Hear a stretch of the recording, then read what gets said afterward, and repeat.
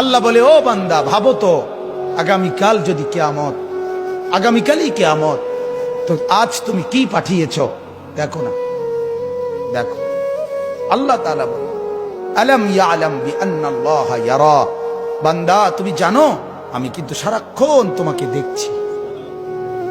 বিআন্নাল্লাহা ইয়ারা, আমি সারাক্ষণ দেখে থাকি। মা গাররাকা বিরাব্বিকাল কারীম, আমি মাওলা কেন সিজদা পেলাম না?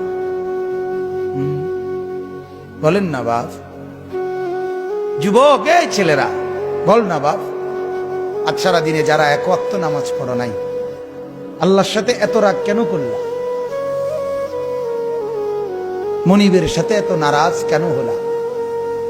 আল্লাহ তোমার কি কি ক্ষতিটা করছে বাজান কও না? হ্যাঁ, মা তোমার যত উপকার করছে মালিক অতটুকু করে নাই? হ্যাঁ, বাবা যে উপকারটুকু করছে আল্লাহ এটুকু করে নাই? বন্ধু তোমারে এক কাপ চা খাওয়াইছে, মালিক তার চাইতে বেশি কোনো উপকার করে নাই? আহা, হায় হায়।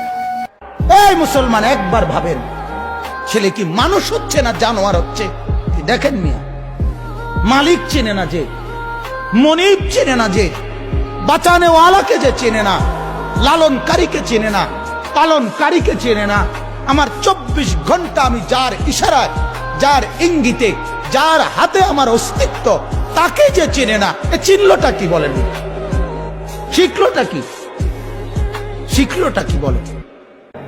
কেন চলবে আপনার ঘরে টেলিভিশন? কেন থাকবে আপনার ঘরে বেনামাজি সন্তান? কেন থাকবে আপনার ঘরে বেপর্দা স্ত্রী? কেন থাকবে আপনার ঘরে বেপর্দা মেয়ে? এই ফিকির নিয়ে উঠেন, আল্লাহর কসম, একটা ফিকির নিয়ে উঠলে, কলিজার মধ্যে ব্যথা নিয়ে উঠলে আল্লাহ আপনার জন্য কোনো না কোনো সুরত বাইর করে দেবে। বেপরোয়া ভাইবেন না নিজেদেরকে, আমি কি তা করব, আমার আর কি করার আছে, আমি আর কি করতে পারবো, আমি কইলে কি লাভ হইল? আপনি আগেই তো সমস্ত নেগেটিভ চিন্তা করে ফেললেন। কথা বুঝেন? এবারে আপনি তো ফয়সালা নিয়ে নিলেন, আপনার দিয়ে আর কিছু হইতো না। এই ফয়সালাটা করার অধিকার আপনারে কে দিল? আল্লাহ তাআলা কুরআনুল কারীমের মধ্যে বলছে যে কাফের, যে বেঈমান, সে আমার রহমত থেকে নিরাশ হয়। এটা কোরআনের আয়াত। ওয়া মান ইয়াকনাতু মির রাহমাতি রাব্বিহি ইল্লা যাল্লুন। আল্লাহ বলে, বান্দা তুই আগা বেটা, আমি 90 বছরের গুনাহ একত্রে মাফ করে দেব, তুই আবি না। এক সাহাবী, রাসূলুল্লাহ সাল্লাল্লাহু আলাইহি সাল্লামের সাহাবী, উনি মক্কায় খেজুর বিক্রি করতেন। একদিন এক মহিলা ওনার কাছে খেজুর কিনতে আসছে। উনি ওই মহিলাকে খেজুরের স্যাম্পল দেখাবার জন্য 2-4টা খেজুর মহিলার হাতে দিছে আর কি, দেখার জন্য। সে দেখায় না যে আপনি দেখেন, আমরা ভাল লাগে সান।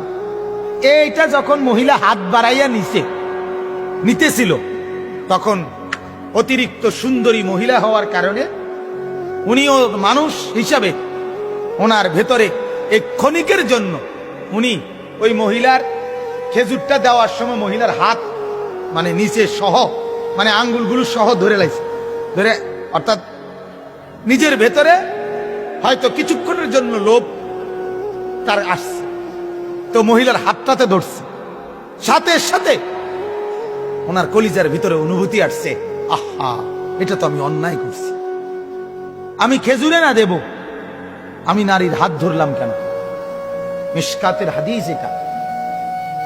সাথে সাথে ওই সাহাবী আল্লাহর নবীর কাছে আয়েশা বলছে, ইয়া রাসূলুল্লাহ আকিম আলাইয়াল হাদ, হে আল্লাহর নবী, আমার উপরে শাস্তি প্রয়োগ করেন, আমার আখিরাত মাফ করায় দেন, আমার দুনিয়ায় যদি এটার কোনো শাস্তি থাকে আমার এটা দিয়ে দেন, তবু আমি আখিরাতে আমার এই অপরাধের কারণে ধরা খাইতে চাই। এটা তার অনুভূতি, এটা তার কি বলেন অনুভূতি সাহাবী।